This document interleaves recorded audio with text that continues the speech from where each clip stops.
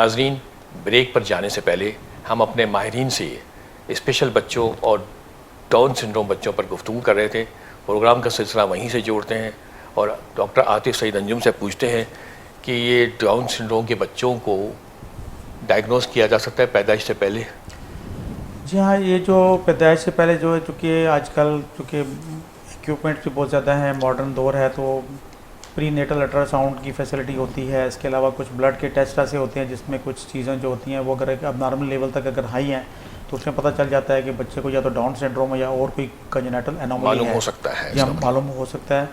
और उसमें ये होता है कि फिर उसके मुताबिक वो पेरेंट्स का फिर असल में डिसीजन है कि वो प्रेगनेंसी को कंटिन्यू करना चाहते हैं या उसको टर्मिनेट करना। मजहबी फैक्टर भी इन्वॉल्व हो जाता है इसलिए, लेकिन पता चल जाता है उसमें बहुत सारे पैरामीटर्स हैं, कुछ ब्लड के अंदर कुछ ऐसे। तो यूरोपियन ममालिक में इसको रोका जाता है या नहीं रोका जाता? नहीं, वहाँ पे भी कंट्रोवर्सी है, वहाँ पे कुछ पे इसको रोकते हैं, कुछ को नहीं रोकते। तो ये हर मुल्क की अपनी डायनेमिक्स है जो कि सोशो कल्चर, क्योंकि अमेरिका में भी जो आदाद शुमार हैं उसके हिसाब से अमेरिका में भी सालाना 6000 बच्चे पैदा होते हैं डाउन सिंड्रोम के साथ। जी। और पाकिस्तान में भी तकरीबन इसी हिसाब से रेशो होगा मेरे ख्याल से। जी, हम बिल्कुल यहाँ पे भी रेशो काफ़ी, कि हमें ओपीडी में बहुत सारे बच्चे जो है ना पहले नहीं होते थे, लेकिन अभी बहुत जैसे जैसे आबादी बढ़ रही है नज़र आ रहे हैं, या लेट मैरिज हो रही है इसमें नज़र आ रहे हैं, अवेयरनेस आ रही है, लोग लेके आते हैं। पहले जो है जैसे डॉक्टर वजिया ने कहा कि इसमें स्टिग्मा या इनको आइसोलेट करने का कॉन्सेप्ट था, तो आजकल लोग इनको एक बेहतर लाइफ की तरफ लेके आते हैं। तो उसके लिहाज से फिर अल्टीमेटली उनको फिर लेके आना पड़ता है। फिर हम उनको प्रॉपर जो भी उनके हेल्थ इश्यूज़ हैं उनको फिर हम एड्रेस करते हैं। अच्छा, इन बच्चों में जो प्रॉब्लम्स आती हैं मेडिकली, जिसमें ल्यूकेमिया भी आ जाता है और इम्यून डिसऑर्डर भी है, इसके अलावा शायद एपिलेप्सी भी है। एपिलेप्सी भी इसमें चांसेस होते हैं। एपिलेप्सी के ज़्यादा चांसेस हैं इनमें? एपिलेप्सी तकरीबन 3 to 5% बच्चों में एपिलेप्सी होती है, और एपिलेप्सी का फिर प्रॉपर ट्रीटमेंट करना पड़ता है। और उसमें एक अच्छी बात ये होती है कि जितनी एंटी एपिलेप्टिक ड्रग्स हैं ये सारी की सारी गुड मूड स्टेबलाइज़र भी होती हैं। तो अगर बच्चे को हम एंटी एपिलेप्टिक ड्रग देते हैं तो उनका जो इनके अंदर इमोशनल इश्यूज़ आते हैं, जो इनके मूड स्विंग्स होते हैं, तो वो भी हम उनको उससे कंट्रोल कर सकते हैं। तो इसके साथ साथ जो है एपिलेप्सी में फिर वो ड्रग्स जब दी जाती हैं, फिर अल्टीमेटली उन ड्रग्स के कुछ साइड इफ़ेक्ट्स भी होते हैं। फिर उनके साइड इफ़ेक्ट्स को भी हमें देखना होता है, जिसमें हमें इनकी डाइट में कैल्शियम के सप्लीमेंट्स हमें देने होते हैं। इसके अलावा इनको हम कुछ ऐसे मल्टीविटामिन मिनरल्स देते हैं जिनमें ओमेगा 3 फैटी एसिड के सिरप भी इनको दिए जाते हैं, ताकि इनकी जो मेंटल ग्रोथ है वो ऑप्टिमम लेवल पे जा सके। डॉक्टर वजिया, मेरा आपसे सवाल है कि ऐसे बच्चे आगे बढ़ते जाते हैं तो इंडिपेंडेंट हो सकते हैं फाइनेंशियली, और या मैरिज के काबिल हो सकते हैं? ठीक है, पहला सवाल कि इंडिपेंडेंट हो सकते हैं। देखें, अगर हम तरक्की याफ्ता ममालिक की बात करें तो अमेरिका और कनाडा में इस वक्त सबसे ज़्यादा शरह ऐसे बच्चों की है जहाँ पर उनके इंटरवेंशन प्रोग्राम्स बहुत अर्ली शुरू भी होते हैं और एक बहुत स्ट्रक्चर्ड तरीके से शुरू से आखिर तक उनको लेके चला जाता है। तो वहाँ पर ऐसे इंस्टेंसेस ऐसे देखने में आया है कि वो इंडिपेंडेंट एक हद तक हो सकते हैं। ठीक है, दूसरी चीज़ जैसे भी डॉक्टर आतिफ ने बात की थी कि रेस्टोरेंट्स में और बहुत जगह पर उनको उनकी कॉग्निटिव लेवल की आईक्यू के हिसाब से स्किल सिखाई जाती है, तो उस हद तक वो फाइनेंशियली इंडिपेंडेंट हो सकते हैं।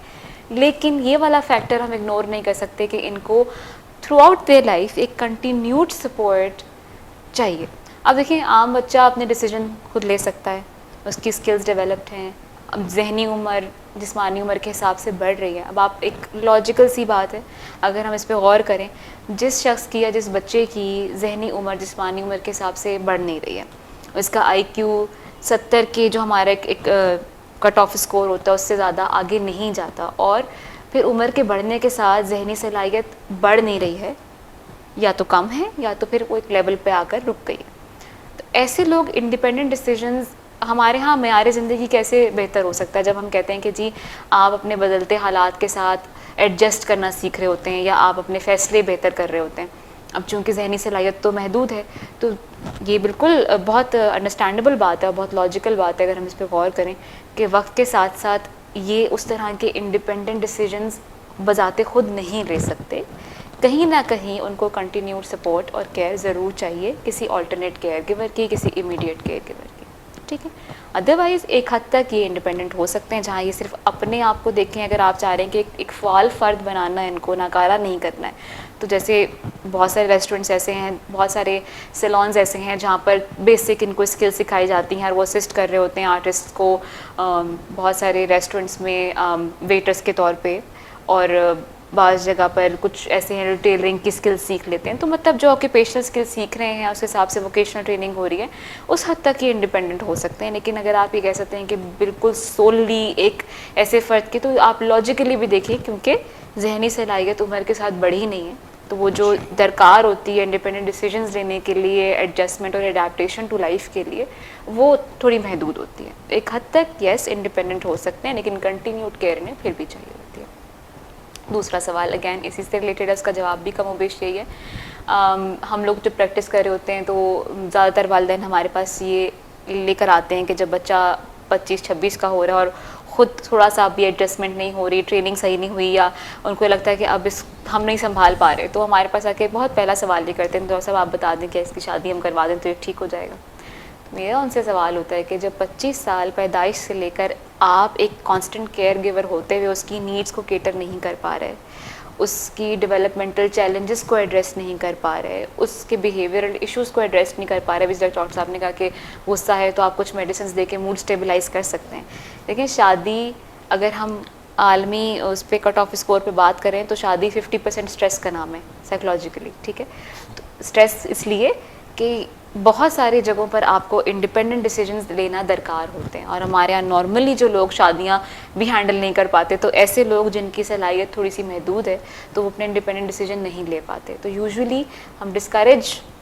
करते हैं इस चीज़ को कि आप अगर ये समझ रहे हैं कि 25 साल आपसे एक बच्चा नहीं संभल रहा, आप कह रहे हैं जी शादी कर दें, तो जो जिससे शादी करेंगे वो संभाल लेगी, और व्हाट इफ़ कि अगर वो उसकी शख्सियत को, उसके डायमेंशन को नहीं समझ पा रहे, तो अच्छे के बजाय हम एक और एडिड फैक्टर और स्ट्रेस जो है वो ऐसे शख्स को दे रहे हैं। तो यूजुअली ये शादी ये उस तरह से काबिल नहीं होते, लेकिन चूंकि ज़िम्मेदारी का शिफ्ट होता है तो हमारा माशरा इस वक्त बहुत फोकस करता है कि डॉक्टर का कह देगा तो हम शादी करा देंगे और शादी की बात ये ठीक हो जाएगा। तो जब वो 25-26 साल अपनी क्योंकि अगर आपने यही बात बुनियादी तौर पे समझी ही नहीं है कि आपके बच्चे की सलाहियत कहाँ लाए करती है, क्या वो बढ़ रही है, क्या वो ऐसे डिसीजंस लेने के काबिल है इंडिपेंडेंटली, जिस्मानी तौर पे तो आप कह सकते हैं कि वो बहुत सारी चीज़ें और सलाहियत उसके काबिल होगा, लेकिन जहनी तौर पर जो शादी के लिए एक माइंडसेट चाहिए अपने स्पाउस को समझने का, फिर एक फैमिली अपब्रिंगिंग का, और बहुत सारी ऐसी जगह है जहाँ पर एक बहुत साउंड माइंडेडनेस होने की ज़रूरत है। तो जब आपका IQ 8, 9, 10 साल के बच्चे से ज़्यादा है ही नहीं, तो ये समझने की बात है। माँ बाप मेरे ख्याल से ये ख्याल करते हैं कि हमारी डेथ के बाद फिर इन्हें कौन संभालेगा। बिल्कुल, तो जो अल्टरनेट केयर गिवर के ना होने का जो कॉन्सेप्ट है, क्योंकि डेफिनेटली हमारे यहाँ ऐसे इदारों की कमी है जो मुस्तकिल तौर पे ऐसे बच्चों को लेकर या उनको through out the life support करें, तो मेरे ख्याल में ये खौफ कि संभालेगा कौन, अल्टरनेट केयर गिवर्स नहीं होते, बाज़ फैमिलीज़ में बड़े बहन भाई केयर कर रहे होते हैं, बाज़ में होता है वो नहीं कर रहे होते, तो ये वाला खौफ वालिदैन को इसलिए मजबूर करता है कि चले हमारे बाद कोई तो होगा। लेकिन उसमें मेरा एक सवाल ये होता है कि आपके जाने के बाद भी अगर बजाय ऐसा कि आपका बच्चा किसी ऐसे हाथ में चला जाए जो संभाल ना पाए उसको, तो बेहतर है कि आप ये डिसीजन लॉजिक की बेस पे लिमिट करें। ख्वाहिश ज़रूर होती है, बहुत अच्छा होता अगर सब कुछ बहुत बेहतर होता, लेकिन डेफिनेटली कहीं लिमिटेशंस अगेन आपकी बीमारी की वजह से आ जाती हैं, तो हम यूजुअली डिस्करेज करते हैं क्योंकि वो एक एडेड बर्डन होता है शादी करने वाले के लिए भी, करवाने वाले के लिए भी, तो थोड़ा सा लिमिटेशंस हैं इसके अंदर। अच्छा डॉक्टर आतिफ सईद अंजुम, गवर्नमेंट की तरफ से इस ऐसे बच्चों की तरबियत और तालीम का कोई सपोर्ट है, या वो प्राइवेटली इंस्टीट्यूट में ही जाके अपना बच्चे को पढ़वा सकते हैं? यानी गवर्नमेंट ऑफ पाकिस्तान की तरफ से पूरे मुल्क में जो है स्पेशल एजुकेशन इंस्टीट्यूशंस हैं, उनके लिए डे केयर फैसिलिटी है, उनके प्रॉपर उनकी जो फिजिकल हेल्थ और मेंटल हेल्थ के हवाले से वहाँ स्टाफ होता है, फ्री ऑफ कॉस्ट है वो। जी हाँ बिल्कुल free of cost. Vocational trainings का भी वोकेशनल ट्रेनिंग भी होती है, उनकी मेंटल एबिलिटीज़ के मुताबिक, क्योंकि आम लोग ये अपने बच्चों को इसलिए आगे नहीं ले जाते हैं किसी इंस्टीट्यूट में कि वो समझते हैं फाइनेंशियली प्रॉब्लम है, वो फीस उसकी ज़्यादा होगी और ख़र्चे ज़्यादा होंगे, क्योंकि उनको उनकी बीमारियाँ भी देखनी पड़ती जो उनके साथ साथ उनकी लगी हुई हैं। जैसे बिल्कुल डेफिनेटली ऐसा है कि जो स्पेशल गवर्नमेंट के इंस्टीट्यूशंस हैं स्पेशल बच्चों की, उनमें बिल्कुल सारी चीज़ें फ्री ऑफ कॉस्ट होती हैं। इवन बच्चों का पिक एंड ड्रॉप घर से जो है ना स्कूल तक और फिर स्कूल से दोबारा घर तक वो भी फ्री होता है, और किसी हद तक उनकी जो जो उनकी स्पीच थेरापी है, जो उनकी फिजियोथेरापी है, जो उनकी वोकेशनल ट्रेनिंग है, वो भी फ्री होती है। और यहाँ पे एक और चीज़ मैं ऐड करूँगी कि अगर अगेन पेरेंट्स को प्रॉपरली गाइडेंस होती है किस एज में बच्चे को अर्लीस्ट पॉसिबल, क्योंकि देखें गवर्नमेंट इंस्टीट्यूशंस हैं, रजिस्ट्रेशंस थोड़ी सी लिमिटेड भी होंगी, तो वो ये होता है कि जी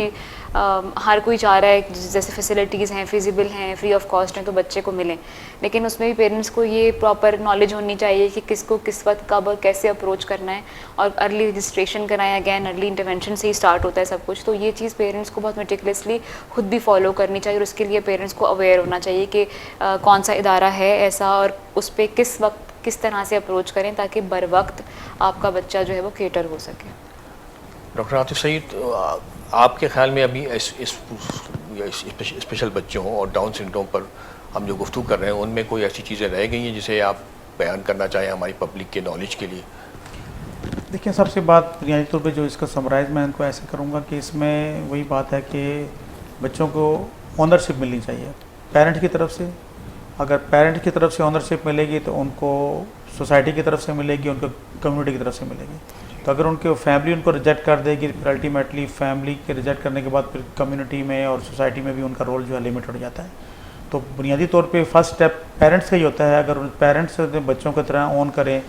उनकी फ़िज़िकल नीड, उनकी इमोशनल नीड्स को मद्देनज़र रखते हुए उनको किसी स्कूल में डालें, जैसे भी आपने स्पेशल स्कूलों का जिक्र किया, तो अल्टीमेटली जो है फिर वो सोसाइटी में भी जाके किसी न किसी ऐसे सेटअप में बाद में जा सकते हैं जो कि उनके लिए अर्निंग का भी बायस बन सकता है, और उनके